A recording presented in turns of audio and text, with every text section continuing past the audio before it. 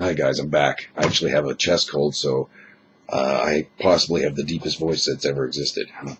I love this chest cold. Like, I hope it stays because I sound so badass right now. And I have no upper register. Like, if I raise my voice, it goes, ah! But if I can even make my voice go lower than this, it's absolutely ridiculous. It's pretty cool. I'm enjoying it. It's like I can do Duke Nukem. What does he say? Which one of you alien toilets am I going to park my bricks in? You know, something like that. Or I could do the guy that does the previews there. He died there a couple of years ago. But in a world where, Sam Neill is an actor. Something like that. I just think it's pretty fucking funny. I could become the awesomest voice actor right now. It'd be so cool. But, it's probably not going to last. Anyway, I thought I'd come on and do a video because I've had the weirdest fucking experience there the last couple of months. This one you're going to have to just go with me on it because it doesn't really make a lot of sense. I hadn't worked since November, and I should have been doing YouTubes, but I was working on my comic all the time, which is good. I got a lot done, and I'm going to put it on YouTube as soon as I can, and I'm going to do the voices and everything. Hopefully, I get this voice back when I do my villain. I hadn't worked, and I was a little bit depressed. Everyone gets a little depression, and I just felt like useless because I wasn't working. I wasn't, I was falling behind. Bills are, it wasn't a big deal because my rent's fairly cheap. Like, I was getting by, but $20 for my budget for entertainment for me for a month. Like, it's ridiculous. Anyway, I thought, oh man, it can't get any worse than this. And of course, oh my God, I was amazingly wrong. And I will never think that again because, it can always get worse. So I was actually like a little depressed about not having any money. And I thought that's bad. But at the same time, I was also drinking a lot and I was partying all the time, just having a great old time. Like, I was really having a good time there. And then I had a job lined up at a bank, and I was going to make a lot of money, and I was just, it was going to be my dream job. I was going to have everything. It's a career, and it's more money than I've ever made, benefits up the wazoo, you name it, and I got to the last interview, and I didn't get it. So I ended up getting probably, like when everyone has their first breakup, you get depressed, and, that's, stupid teenager depression, and wham. You just don't have the skills to cope, but you get through it, and it's just whatever. This is probably the worst depression I think I've ever had. So, yeah, like, I took it really hard. My panic attacks started coming back because I had been on Paxil for a couple months, but I was fine. Like, I was actually, like, not on it, couldn't afford it, and just having an awesome time. And then I started panicking for 3 days, and my stomach turned into a knot. It's almost like my body was saying, you're having so much emotional pain, I've got to force it into your stomach so you feel physical pain. Because physical pain, of course, is way easier to deal with than mental pain. And I just started freaking out there for 3 days straight. I lost like 10 pounds. I barely ate anything. Like, I was forcing myself to eat. And I just slept all the time because I just couldn't, just could not do this. It was just awful. And then the panic attacks went away. I got back on my Paxil. But then I still had that knot in my stomach, and I was still really depressed. And then the next step that happened is I ended up getting a job, which was really great, and it's almost as good as the last job, but now I'm still not happy because I'm still really depressed. So my adrenaline was going off all the time. And like, I'd be standing there like at the urinal taking a piss, and my legs would shake. Like, I'm like, holy shit, what's going on? Why? I put my hand up, and my nerves are not bad. Like, I have really good steady nerves, but I was like this. I'm like, even a little bit for me is fucked up. So my adrenaline was just seemed to pop off a little bit at a time, and when it does, I get afraid because I'm like, okay, I don't like adrenaline. To me, if I'm watching a movie and I get pumped up, that's a good adrenaline rush. If I'm playing video games and I get pumped up, which happens, that's a good adrenaline rush. But when your car's flipping and you get an adrenaline rush, I don't like that at all. Like, that's a bad feeling, and I've never been good at dealing with it. So I'm the opposite of an adrenaline junkie. But like, controlled adrenaline, I love. I think it's fun. But anyway, I was like, how the hell do you beat this? Like, why is my adrenaline popping off all the time? And it made me feel awful. And all I could think of was, okay, you gotta, and this is the amazing part. The good part about this whole experience is that I'm at a smart enough level that I can try to figure out what's wrong. And I actually figured out a lot of my problems. And of course, I got introduced to some new ones. So I sat there and thought, how do you turn your adrenaline off? So it's like, okay, you gotta make it your friend. You gotta say, whoa, in my mind, I was screaming, I'm getting all pumped up. And it started turning off. I kept turning it off. I'm like, oh, but it kept coming back. But at least I could deal with it. That was fine. And then that knot in my stomach. Here's where it gets weird. It gets kind of like metaphysical. It doesn't make a lot of sense. I had this knot in my stomach, and I couldn't figure out why. And it was there ever since I had that 3-day panic fest, and it wasn't going away. Some days it felt like it kept getting worse and worse and worse. And I thought, one time I had a pain in my knee. It just came out of nowhere. It felt like a pin went in my knee. I'm like, where did that come from? So I tried something. I tried doing the aura cleanse, you know, where you grab just, you know, in front of your knee and you pretend you're pulling something out and you throw it away. And my knee got better. And I thought, why don't I try that for this? I've tried everything else. I've tried, you know, alcohol, but my adrenaline kept canceling out the booze, and I drank myself sober, and it was ridiculous. So I tried this. I'd reached down in my stomach where it hurt, and I started pulling. And it felt like I pulled something off. It felt like there was a big metal plate, you know, burned onto my stomach, and I pulled it off and threw it away. And then I had to keep doing it, of course. After 2 or 3 days of doing it all the time, though, my stomach felt fine. It was really weird. It was like a giant ball of unresolved stress that was just sitting there. And I pick up stress off other people. I'm stupid empathy. I hate it. Anyway, it worked, and I was fine. My stomach stopped hurting. My adrenaline was getting under control. But then, on top of that, like, that was fine. I was going to work, but I was the opposite. Like, normally when you're at work, you're all like, oh, I don't want to work, and I just want to go home. And then when you're home, you're like, yeah. To me, it was the opposite. When I go to work, I'm busy. I'm, you know, not thinking about things, thinking a lot less. And when I come home, I'm like, what do? I felt like just, I had no purpose in life. It was really weird. And I'm fighting against that right now. But anyway, even though, out of nowhere, I was worrying all the time, worrying, just worrying about everything. I got up to go blow my nose at work, and it just turned off. It's like my body said, you've been worrying too long, and you're not going to worry anymore. And I have not felt fear since, but my body still felt stressed out, so I still felt like pressure. And it's fucking weird. Like, I'm trying to figure out all these ways to talk myself out of panic attacks, how to talk myself out of having adrenaline on all the time. And then this is the hardest part. Like, I figured out all these problems. I came to all these epiphanies. And lately it's been an existential nightmare, because I'm just sitting there thinking, like, what's the point of life? Like, I'm asking these really heavy duty questions. You know, when you die, there's only two options, right? Obviously. There's something or there's nothing. And then there's something has like 15,000 categories. And there's nothing is just, you're done. And I was worrying about dying all the time. And I know it's not that I'm worried I'm going to walk into the street tomorrow and get hit by a car. I actually have a feeling, I had this feeling forever since I was young, that I'm going to live a super long time. Like, I'm going to be so old, I'm going to be like, oh, come on, just get it over with. But, as if the world doesn't blow up or something.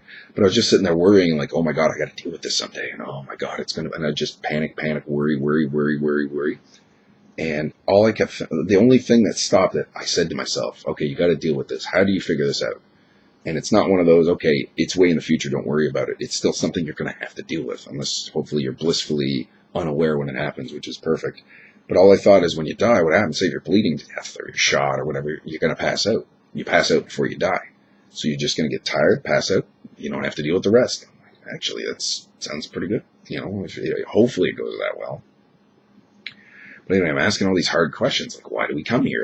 If there is something else, why do we come here? And you cannot answer this question. And it's because I firmly believe there has to be something. Like, all this, you know, I'm asking all these heavy duty questions.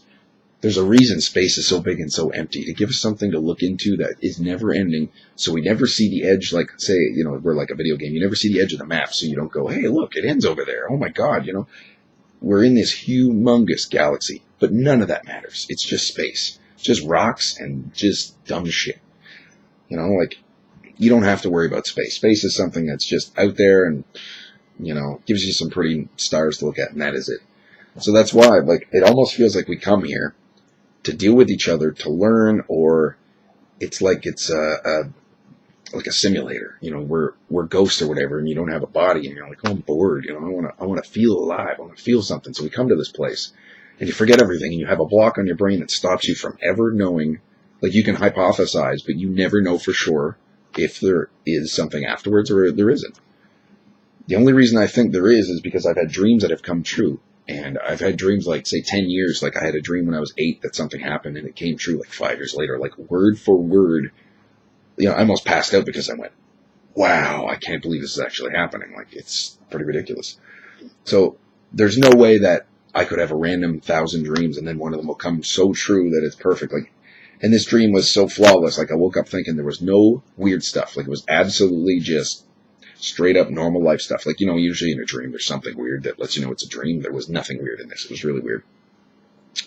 But anyway, I've just been asking all these really hard questions about existentialism, like why get up in the morning and go to, like, it's not like I feel useless or anything.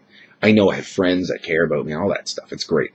But I'm asking all these questions, like, what's the point of life? You get up, you go to work to get money, to buy food, so that you can get up and go to work the next day. It made life feel really base, and it made life feel really pointless, and everybody's just going about their business, doing their thing, and not really thinking too much about it. Everyone just wants to enjoy themselves, and I couldn't enjoy myself anymore. Nothing was giving me pleasure, even food. I eat carrots at work because I'm like, I don't care if food tastes good anymore. I might as well eat nutritious. And one of the other weird things is my adrenaline was popping off all the time before it stopped. It still does a little bit here and there, but it's manageable. One of the things that happened was I stopped going to doing number 2. Like, weirdest thing, 5 days go by. I didn't have to go. I didn't feel pressure. I didn't feel like I had a blockage. I didn't feel weird at all. And I thought, well, I probably should. So when you think about it, you're like, okay, come on, you think about pooping, it makes things happen, and you got to poop like 20 minutes later. Didn't happen. So I thought, well, hell with it. Why don't I just, go to the bathroom and see what happens? And I did, and little tiny nothing came out. And next day I tried again, almost nothing came out. I'm like, where's all the food going? So the only thing I can hypothesize is when your adrenaline's going normally, it pulls blood away from your stomach, away from digestion, because you need that energy and that blood for survival. But since I had adrenaline on that was popping off every 10 minutes all the time, my body said, okay, well, you're not in immediate danger. You have a low level adrenaline.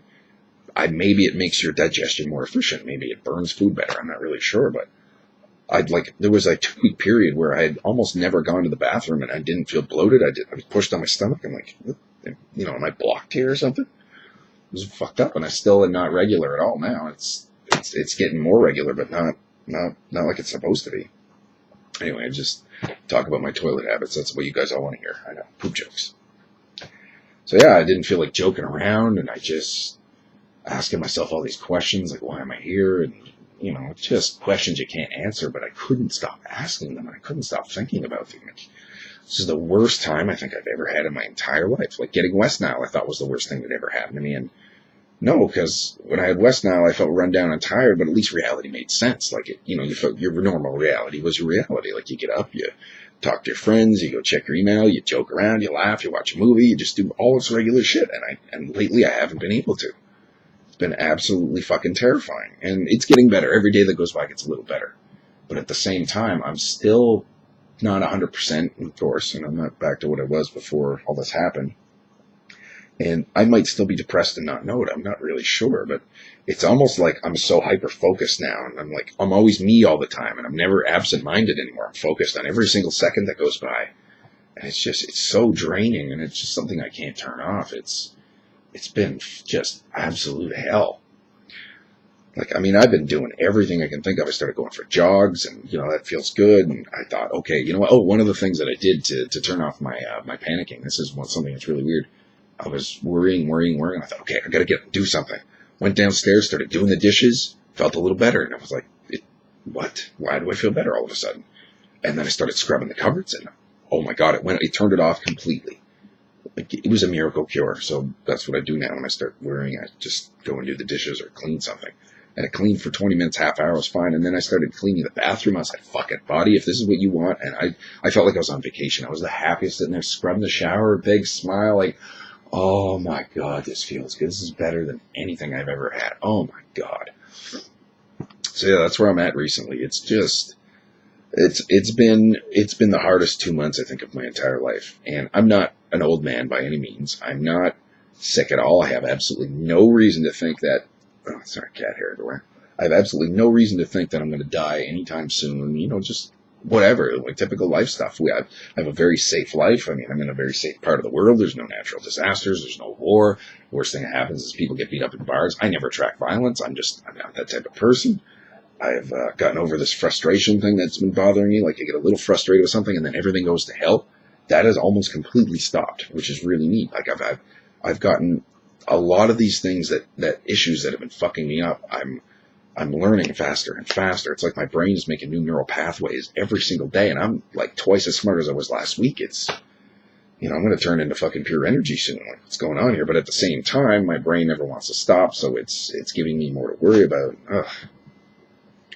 Anyway, it's been one hell of a fucking ride, and nothing bad has actually happened. Like, it's not like I lost a leg and I've got PTSD and I'm trying to deal with it, or, just got robbed, or, it's just dealing with regular, everyday, mundane, get up, go to work. It's been really difficult. And I just thought I would do a video and show you guys how cool my voice is. I sound so badass right now. I want to call somebody on the phone and be like, I need $10,000 and you're going to give it to me, or else, I need to sign up for voice acting right now and just do a bunch of voice roles while I'm still hot, and then the next day I'm going to go back to normal and be, I want my heavy duty man voice back. Yeah, I don't know if it's the lowest voice of anybody who's got a normal voice that I can think of, but I'm guaranteed there've been people with lower voices, but this is really cool. I sound like I'm 60 and I've been drinking scotch and smoking cigars for like 40 years. Anyway, I just thought I would do an update, and I promise I'm going to come back on and do more videos, more frequently.